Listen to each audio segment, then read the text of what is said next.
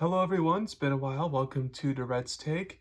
With the NBA draft coming up, it's time to go over my one and only NBA mock draft.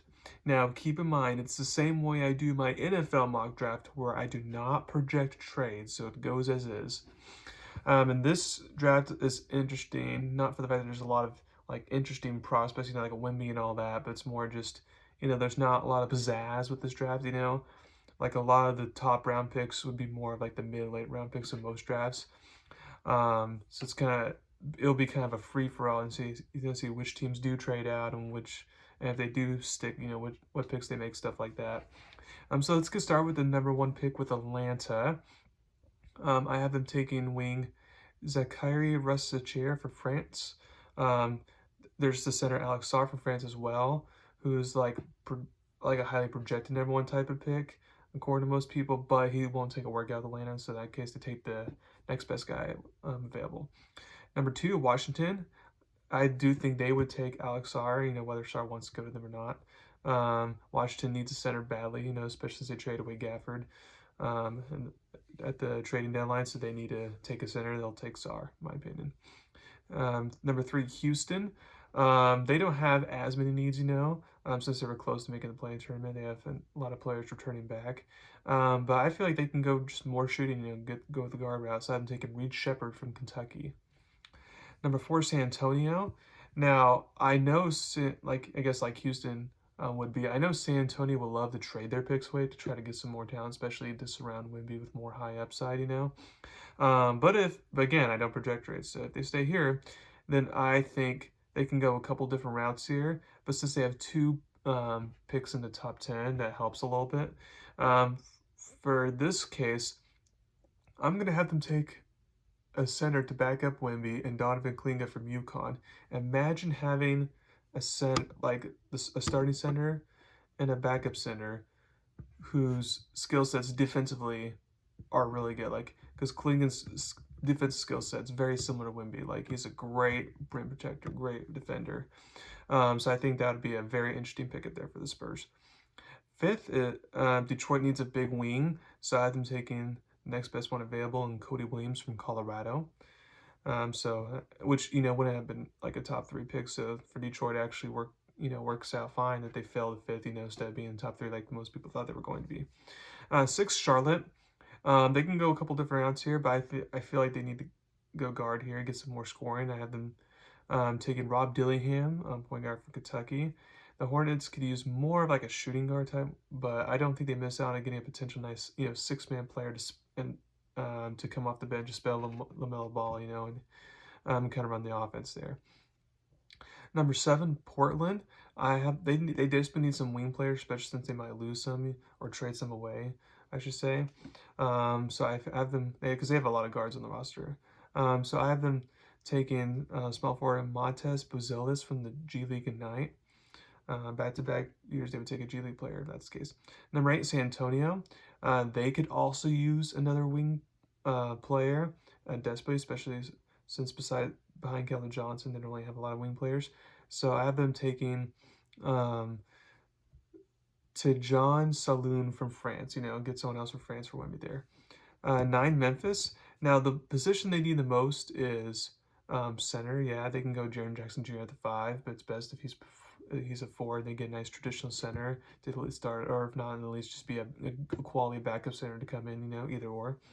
Now, I would trade back and then make a pick for center at this part of the draft, but if they can't, then they just go with the best center at this point. I feel like they would go Zach Edey from Purdue. Number 10, Utah. I know Utah wants to trade this pick, as well, to try to bolster, become more of a contender. But if Utah doesn't trade this pick, then I feel like they will go with a good defensive guard to pair up with Keontae George. So they have them going Stephon Castle from UConn. Number 11, Chicago. They could use a wing, especially since they're probably going to lose DeMar DeRozan free agency. They're going to need one, and I have them taking Ron Holland from another player from the G League Ignite.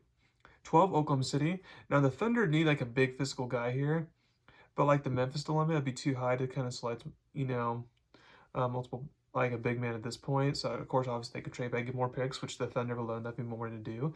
But again, if they can't get one, then my next thought is, well, since they just traded Josh Giddey away, while they get Alex Caruso back, who's the same, he's a guard like Giddey. Caruso's not like a ball handling guard like Giddey is. And besides SGA, they don't really have a lot of ball handling guards in the roster. So I feel like they would try to go get one here. In this case, they go with a little bit of a risk here in Nikola Topic from Serbia. And the reason why it's a risk here is because he's coming off a major injury. But with the Thunder, you have plenty of picks. Your roster's deep. So you take him, and if he works out, great. If not, then no harm, no foul. 13 Sacramento. They desperately could use some more scoring off the bench. Now it helps that Malik Monk, is going to resign with the Kings, apparently, but they could still use more scoring off the bench here. So them taking one of the best guards in college basketball this past year, and Dalton Knecht from Tennessee. 14, Portland. They could use, like I said earlier about Portland, they could use more wings, especially ones that can be in, shoot well from deep. So I have them taking Tristan Del Silva from Colorado. 15, Miami. With the way I have them taking Devin Carter, the point guard from Providence. With the way Carter plays, he kind of feels like a Miami player.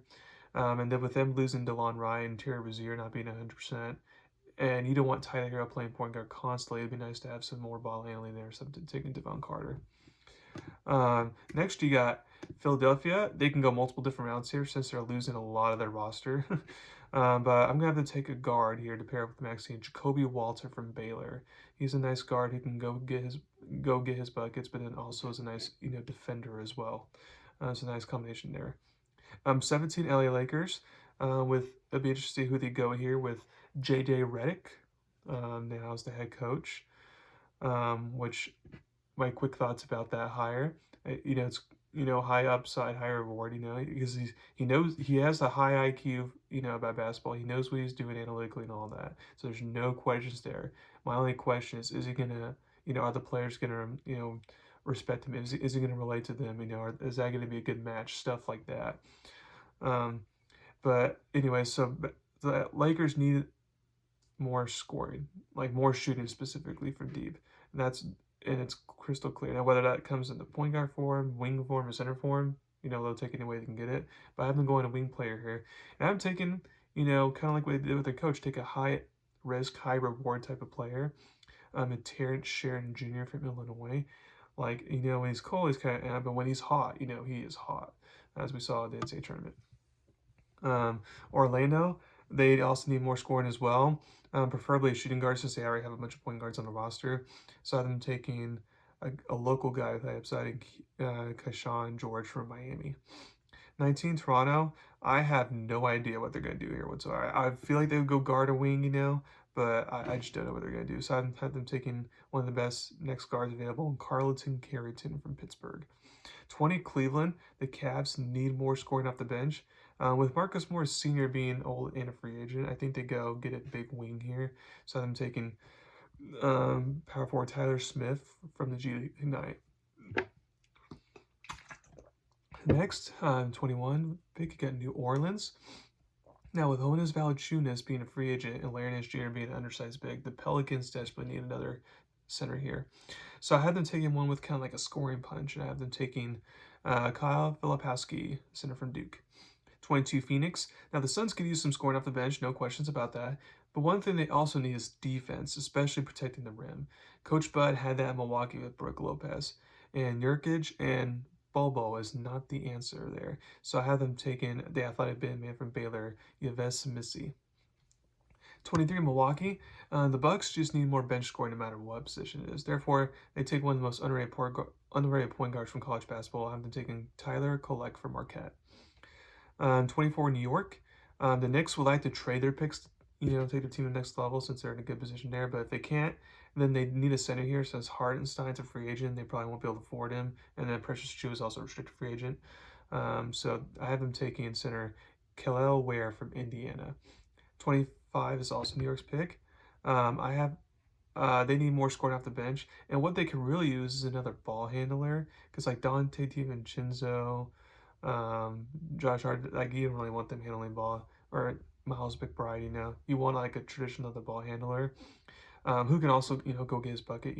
So I have them taking the point guard from Duke, Jared McCain, which, by the way, if he falls that high, Knicks would be glad to take him. Or low, I should say, Knicks would be glad to take him. 26, Washington. With Tyus Jones being a free agent and Jordan Poole looked like one of the biggest failure signings ever, Washington needs a point guard with potential upside, and they get one here with a point guard that I would be surprised a little bit if he falls this far, but they get Isaiah Collier from USC. 27, Minnesota. They have at this point, it's kind of like another guard, a wing to be behind Anthony Edwards to come off the bench, be productive. So I have them taking wing Johnny Furphy from Kansas. 28, Denver. The Nuggets clearly need some more scoring off the bench. So I have them taking a guard who can shoot, and Jalen Tyson from California. 29, Utah.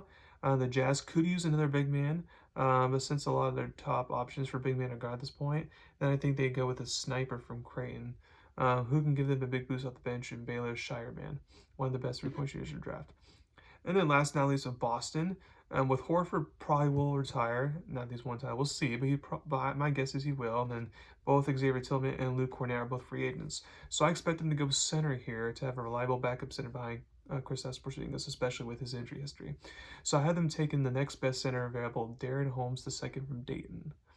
So that is my first round mock draft there. Thank you very much for listening to my podcast today. Please subscribe to my channel to learn about me.